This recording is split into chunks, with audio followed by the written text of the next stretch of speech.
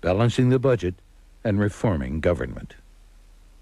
Good evening. Tonight we're going to talk about how to solve the problems that we defined that face our country. I think we can come to the conclusion immediately with this quote. History repeats itself. The budget should be balanced. The treasury should be refilled. Public debt should be reduced. The arrogance of public officials should be controlled. These are not new words. Cicero said these words over 2,000 years ago, but certainly they apply to our country today. Anytime we do anything, we try to learn from experience. We learned a lot from the first program from your comments. First, you wanted better charts that you could see the fine print on, and you'll have those tonight. Secondly, we had one news announcer criticize the pointer that I used before. So, since we're dealing with voodoo economics, a great young lady from Louisiana sent me this voodoo stick, and I will use it as my pointer tonight. And certainly it's appropriate because, as you and I know, we are in deep voodoo. Well, let's get right to work. Let's sort of do a quick summary of what we discussed before in terms of where we are, then we'll go to the solution. We're $4.1 trillion in debt. That's a staggering burden to pass to our children. It's unconscionable. Just this year, we ran up $341 billion in new debt, and as we discussed the other night, that's our legislators and our president trying to buy our vote this year with what used to be our money. We're not that dumb. Now, where does the money come from? It comes from all these places, and we get $1.1 trillion coming in the door. The two major sources are individual income tax and Social Security and Medicare. Corporate income tax is the third. The others are fairly small. How much money do we spend? We got $1.1 trillion coming in, but we're spending $1.5 trillion. Most of that goes to Social Security, Medicare, and other entitlements. Next to that is national defense, a little over $300 billion. Next to that is interest on the debt. That's unusually low this year because the interest rates are so low, but don't count on that continuing. Every time the interest rates go up 1%, the 70% of the national debt that's 5 years or less goes up $28 billion. That's the impact. What is the net effect of the way our country's been run?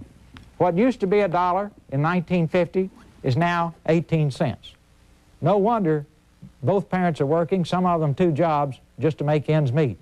Running the value of the dollar down is really hurting the people in our country. Now let's look at the net effect on all of us. From 77 to 92, the poorest got poorer, the second poorest fifth, this is 20% of the population, still lost money. The middle fifth, the 3/5 up, still lost money. When you get to the 4/5, it's break even. The richest fifth is the only place it went up. Now go to the top 5% and the top 1%. Top 5% improved their incomes by 60%. The top 1% by 138%. Trickle-down economics didn't trickle, and this isn't fair. All right, what about our average hourly wage at a time when we need to have everybody at work and making more money so that we can pay our bills? Just follow it here. It's 60s, 70s, 80s, 90, it's dropping. It shouldn't surprise you. Supply and demand, we've got people out of work. Well, just to show you how fouled up the system is, in the middle of all this, what's happening to our corporate executive salaries compared to those of our industrial competitors who are beating us in head-to-head competition. Here's the ratio between worker compensation and executive compensation in Japan. Here's the ratio in Europe, and here is the ratio in the United States. Trickle-down economics didn't trickle at all, folks. It all stopped right here.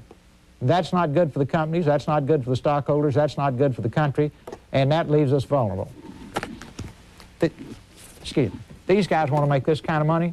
They ought to be TV anchormen, basketball players, rock stars. But running a company, look, these fellows have their heads straight here. They're getting appropriate income, but not rock star income. Let's look at our international competitors. Now, you don't have to like the fact that we live in a tiny world, but I'm telling you, we're stuck with it. Somebody wins, somebody loses. Here we are. Look at how they are growing. Here's our growth. Here's Japan's growth. Here are the newly industrialized Asian countries that at one time you and I thought just raised rice. They're not raising rice anymore, folks. They've got what used to be the high-paying jobs here over there.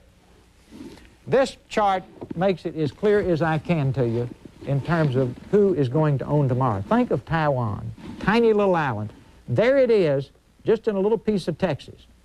They're going to spend $600 billion on public investment programs.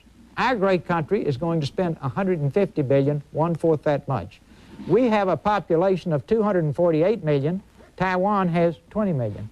In fact, we're over about 12 times their population, and we're spending a fourth as much preparing for the future. All right, let's go from there to Japan. Here is Japan. Japan is about the size of Montana if you pack it all together. It's much smaller than it appears on the map. Has a population half our size, but Japan is spending $80 billion right now on building for the future, short term. Now let's go to Germany. Keep your eye on Germany. I told you that they're paying a good price for money. Germany is right here in purple. Germany has 78 million people, but Germany will spend $1 trillion over the next 10 years rebuilding East Germany. We'd better get busy and start rebuilding our great country and not just wandering around saying, well, everything will work out if we don't do anything. Does that ever happen in your life? Say, maybe the problem will go away in my life. If I ever take that attitude, the problem just grows and grows and grows. If you want to have it go away, you make it go away. Okay, here's the end result of letting our country decay like this. The 18 to 24-year-old men in this country back in 1980, 18% of them made less than $12,000 a year. In 1990, it's up to 40%. With the women, in 1980, 29% made less than $12,000 a year. Today, 48% make less than $12,000 a year. And it is voodoo economics, and maybe now's the time for me to wave the voodoo stick and get rid of the hex. But it'll take a lot more than that. It'll take millions of you showing up on November the 3rd to get rid of this hex. Keep in mind, the value of the dollar is going down. The number of people making less than $12,000 is going up. I don't want to bore you with this statement, but trickle down didn't trickle. It just didn't work. We have 19th century capitalism in this country. Our successful international competitors are practicing modern-day capitalism. We need to practice 21st century capitalism. We need an intelligent, supportive relationship between government and business. We need long-term thinking. We need to target the industries of the future and make sure they are here and the words "Made in the USA" are written across them. We need to have the most rapidly growing small business society in the world because we can create more jobs more quickly there.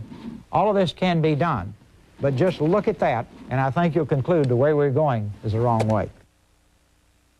Here are the solutions. We're going to start with balancing the budget.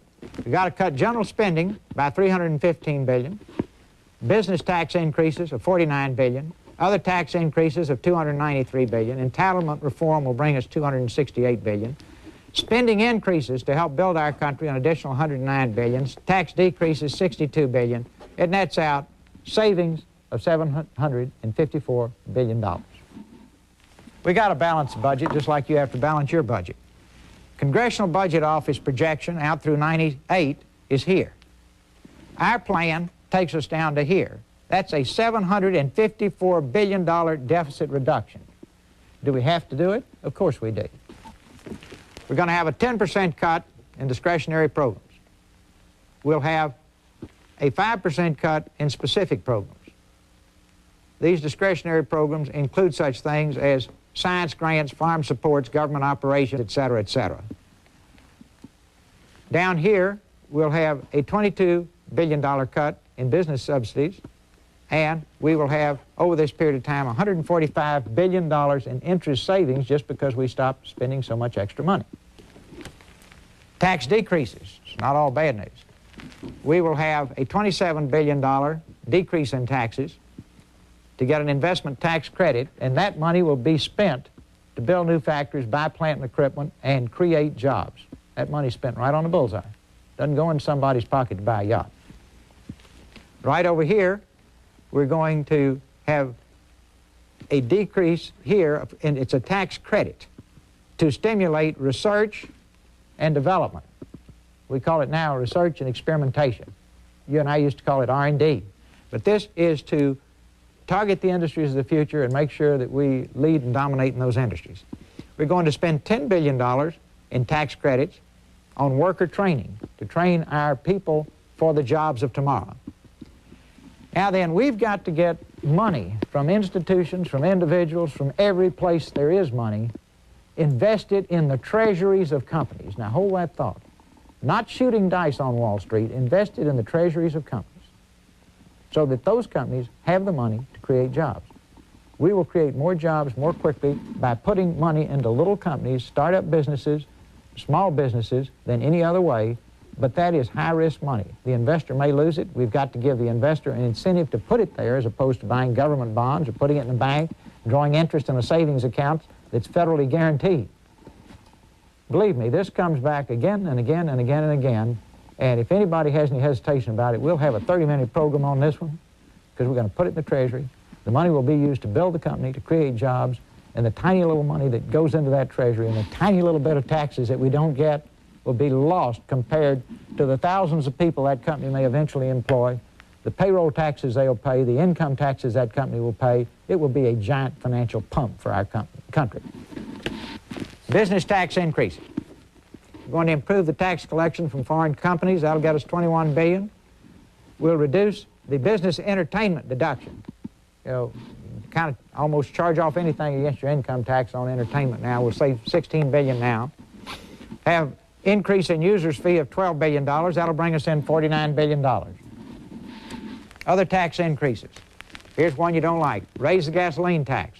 That brings us $158 billion, which we'll use to rebuild our country. Every other industrialized country has a much higher tax than we're proposing. It's 10 cents additional per year for 5 years. So it's 10, 20, 30, 40, 50. It just adds up over time to a maximum of 50 cents after 5 years. The other two candidates like to tell you it's a 50-cent tax. No, it goes on 10 cents a year. And I'll tell you more in a minute about why we have to do it. We'll have a tax increase on tobacco. We'll have an increase on income tax rates for the top 4% of the population. And we'll reduce tax exemptions for the rich. For example, we'll put a ceiling of $250,000 on mortgages that you can deduct. There will be no deduction on mortgages on second homes. Let's go back to gasoline for a minute. Here's what our industrial competitors are doing. Italy collects $3.57 in taxes for every gallon of gasoline. France, $3.12. Japan, $2.25. United Kingdom, $2.09. Germany, $1.99. And the United States collects 35 cents.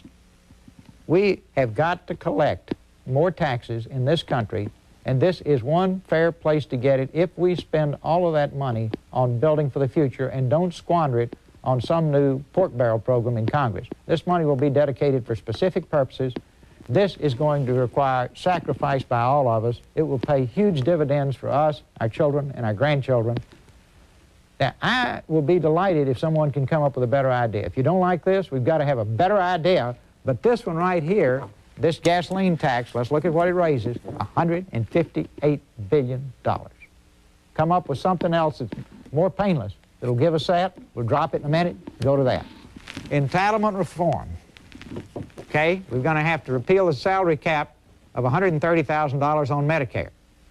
You stop paying after $130,000 of income, you'll have to keep it up under this new program. Medicare premiums were initially designed to pay half the cost of Medicare Part B. Now it's down to 25%. We're going to raise it up to 35%. That'll give us $38 billion. Still a bargain for the people who use it. Health care cost containment, we can save $141 billion. You say, how sure am I? Dead sure, and I'll show you in a minute.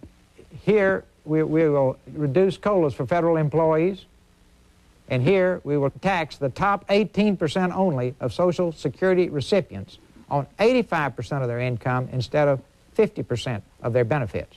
Now, this gets translated by the other two candidates as we're going to tax Social Security. Or last night, the president said we're going to cut it. No. All we're going to do, instead of taxing it at 50%, we're going to tax up to 85% and of the wealthiest. That's just the top 18%. Now, again, if you don't like that one, give me a better idea that will raise $30 billion. Now, why am I so confident that we can reduce health care spending by a dramatic amount? We're going to cut it $141 billion. All right, here's why I think so. Look at what the rest of the world spends on health care. 6% of gross national product here. Germany, 8%. Japan, 6.5%. We spend 12% and have an ineffective system. We're spending more than enough to have the world's finest health care. We rank behind 15 other nations in life expectancy and behind 22 other nations in infant mortality. We bought a front row box seat, air conditioned, and we didn't get to see the show. Just by cleaning this up, there's no question we can do it. We can save money, have world-class health care. All else fails, just copy the country in the other part of the world that have better health care than we do at a lower cost. Spending increases. We're going to spend $46 billion extra on research and development to build for the future. We're going to spend $40 billion on infrastructure. We're going to spend $12 billion extra on education and $11 billion extra on aid to cities. That's $109 billion. All of that will stimulate jobs. It's work that has to be done. Now, I have two charts here. They're very detailed, but it takes everything I've said on these charts that are easy to read and shows you in detail how we come down to the fact that we save $750 billion by the end of this cycle. So if anybody wants the detail, it's right here. It will take an hour to go through every number here, but it all adds up. Now, you remember the Wall Street Journal asked the President and Governor Clinton, after they looked at their economic plan, and said, can't either one of you folks add? This one does add up. It is real. Could it be improved? Possibly so. Are we flexible to change it and improve it? Absolutely. A better idea is all it takes. What is the litmus test that it must go through? Is it fair? Is this the best plan for the American people, right? Let's assume you put this in and 6 months later somebody has a better idea. We can change it. But the thing we can't do is just sit here playing Lawrence Welk music, wonderful, wonderful, wonderful, doing nothing. We've got to start moving. Well, here's the result. Over a 6-year period, we'll be down to here. We'll have a surplus in our budget. Why didn't we move more aggressively? We didn't want to disrupt the economy. Where will Governor Clinton be? Right up here. Where will President Bush be? Right up here. Just drifting along, if you will. That assumes everything goes well. Everything that I've been able to learn from studying this problem indicates to me that we need to move to do this. Then, of course, the critics during the campaign are saying, gee, if you go too hard and too fast, you might cause a more severe recession. Well, as I have pledged to use the terms of Vietnam, we will not destroy the village in an effort to save it. If common sense and the interests of the American people dictate slowing down, we'll slow down. Just use your head. But the thing you can't do is do nothing. This would be comparable to knowing you had gangrene in your toe and doing nothing and then wondering why you had to lose your whole leg. Now, we have a $4 trillion debt. Let's look at this map here. Look at the purple, and let me tell you what, if we had the $4 trillion still in the bank, we could do with it. Right now it's gone. We don't have much to show for it. Worst public school systems in the industrialized world, most violent crime-ridden society, and most drug-laden society, et cetera, et cetera, et cetera. Cities in decay, but we know that. Let's clean it up. But if we had $4 trillion, here's what you could do with it. And everything that's purple here. We could buy a $100,000 home for every family in every one of those states. We could put a $10,000 car in the garages of each of these houses. Then we could build 1,000 $10 million libraries for 1,000 cities in these states. We could build 2,000 schools in these states costing $10 million each and have enough left over to put into a savings account, and from the interest alone in that savings account, pay 40,000 nurses and 40,000 teachers an annual salary of $32,760. And finally, we'd still have enough from the interest income alone to give a $5,000 a year bonus to every family in those states. That's what $4 trillion would buy. We just can't keep throwing money out the window. And this is the year when you have a voice, because you have organized to have a voice this year, and your votes determine who gets into office.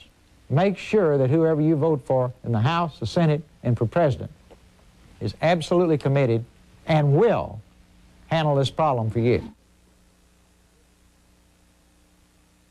We've got to reorganize our government to win the economic war. We've got to get ourselves organized for the 21st century. Step one, we've got to slash the White House, cabinet, and congressional staffs. Staffs don't get much done. All the action is in the field. But for example, in 1960, Congress had 6,700 staff members. Today they have 30,000. The White House had 375 in 1960, and today has 1,850. All they do is clutter up communications between the people and the leaders. We've got to change the whole organization in Washington so that people come to Washington to serve us and not to cash in. We absolutely must stop deficit spending. We've got to replace Graham-Rudman with a bill that will really eliminate the tricks, the loopholes, and the improper accounting procedures. We've got to give the president line item veto to eliminate pork barrel and waste. We must eliminate PACs, political action committees. We've got to make our elected officials responsive to the people and not to the special interests. That's job one. We've got to eliminate all possibilities of special interests giving large sums of money to candidates, and we must leave no loopholes. We must limit political contributions to $1,000 and no other way. Today we hold elections on Tuesday. It's hard for working people to vote. They have to go early in the morning or late in the afternoon. Let's change it and hold elections on both Saturday and Sunday. Make it easier for working people to vote. We've got to require all members of Congress and the President to turn in excess political funds from prior campaigns to the U.S. Treasury immediately after a campaign. No grandfather exemptions, no exceptions. We must make adequate television time available in equal amounts to competing candidates. We must eliminate the need to raise millions for campaigns. This corrupts our process. As a matter of principle, we must get rid of all the freebies in Congress and the White House, such as free haircuts, free gymnasiums, free prescription drugs, free ambulance service, and the list goes on forever. These people are our servants. We don't have those things. Why should they?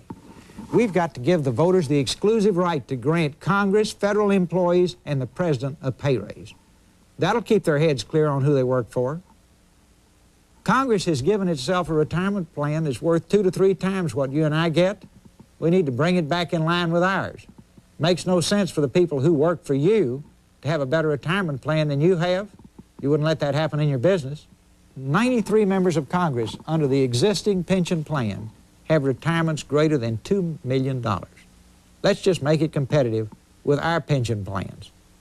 Congress absolutely must stop exempting itself from laws it imposes on us, such as the Disability Act, the Equal Opportunity Act, the Occupational Safety Act, Fair Labor Standards Act, and believe it or not, sexual harassment.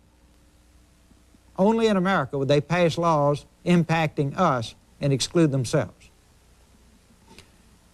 It's hard to believe, but we've got 1,200 federal airplanes worth $2 billion that are used to fly our servants around like royalty.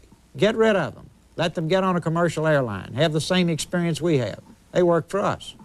We must restructure our system so that the citizens who come to Washington to serve us cannot cash in as foreign lobbyists.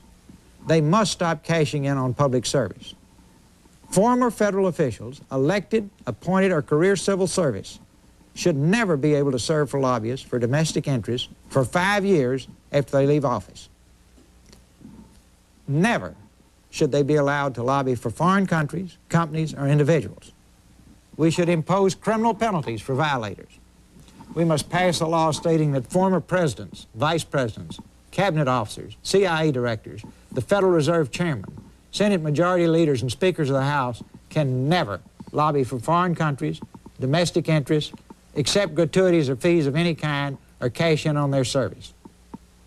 Our current tax system is like an old inner tube that is covered with patches. We must replace it with a new, fair, simple tax system. Above all, the new system must be fair. It must also raise the necessary revenues. It should be paperless for most Americans. You can't put another patch on the old system and make it work. First, remember Cicero's words. The budget should be balanced. The Treasury should be refilled. Public debt should be reduced. The arrogance of public officials should be controlled. That was true 2,000 years ago. History did repeat itself. Now that we have taken a look at some solutions, where do we go from here? If we will all make the sacrifices that I have suggested, if we will all do our fair share, what can we expect? What can our great country be? Let's look past the moment and take a quick snapshot of the future. If we take the steps I've outlined here today, we can again be a country with its spirit restored, its people back to work, and its government back in order. We can be a country where exporting cars is the rule and importing cars is the exception. I want to be around here when that happens. We can be a purposeful and thriving country, building bridges instead of building debt. We can be a country whose people are working hard at their jobs instead of working hard just to find jobs. We can be a country whose children proudly wear their school colors instead of wearing gang colors. We can be a country whose families save some of what they earn rather than spend more than they can afford. We can be a country with health care that is cost-efficient and effective rather than expensive and mismanaged. We can be a country leading the way instead of a country falling behind. We can be a country where, once again, the diversity of our people is our greatest strength instead of division being our greatest weakness. We can be all of these things tomorrow if we will make the tough choices today. Passing the American dream to our children is vitally important to every single one of us. When I was a young man, it took less than 2 generations to double the standard of living in our country.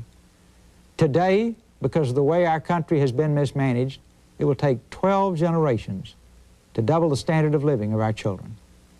Can this be fixed? Of course it can. Will it be easy? No. The sooner we start, the sooner we'll finish. But believe me, it will be a whole lot easier than a lot of the things the people did for this great country who came before us. I'll take this challenge anytime to going west in a covered wagon. I'll take this challenge anytime over the challenge the people had who fought the revolution and gave us our freedom. They had their lives on the line. This is just hard work. If we will do it, if we will team up, if we will make our diversity a strength instead of a weakness, if we will focus on a goal, and if we won't quit until the battle is won, we can pass on the American dream to our children, because we can do anything in this great country. That is the American dream. We can be anything we want to be. Now, it's going to be tough, but in the thick of it, think of all the difficult things you've done in the past in your life that you totally committed yourself to. I'll bet in retrospect, these are some of your happiest memories. These are the things you sit around at night and talk about. Think how good we will all feel when we have these problems solved. Together, we can do it. Together, we can do anything. Thank you very much. If you would like to learn more about Ross Perot's plan to fix the economy, please read United We Stand, How We Can Take Back Our Country.